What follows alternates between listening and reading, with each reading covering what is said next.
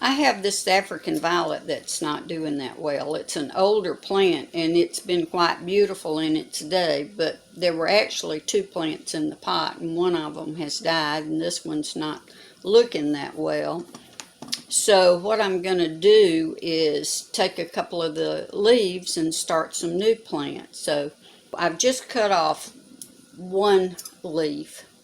And what I'm going to do, if you can see what I'm doing, I'm going to cut the end of the stem off at an angle so that it's got a little point there.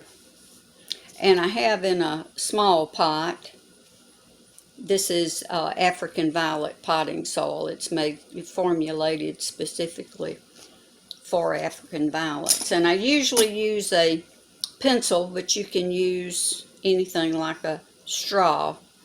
And what I'm going to do is put a little hole in the dirt at an angle. If you can see what I'm doing, it's at an angle here that I'm digging into the soil. And then I'm going to just put the stem of the leaf down into that little hole and just pat the dirt in around it. And I'm going to do another one.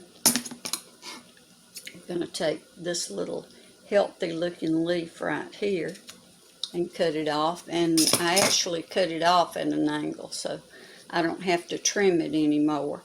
And I'm going to take my little straw and put another little hole in there and drop that leaf, the stem, down in it and pat the dirt in on it. And I'm going to water it well, and it needs to be watered often. You don't want it to be too wet. You just want it to be damp. And it will take several months for a new plant to grow. Then when the new plants come up, there's usually several of them, and you can separate them when they get maybe 3 to 4 inches high. But it's as easy as that. Just be sure to get the African violet potting soil. Thanks for stopping by.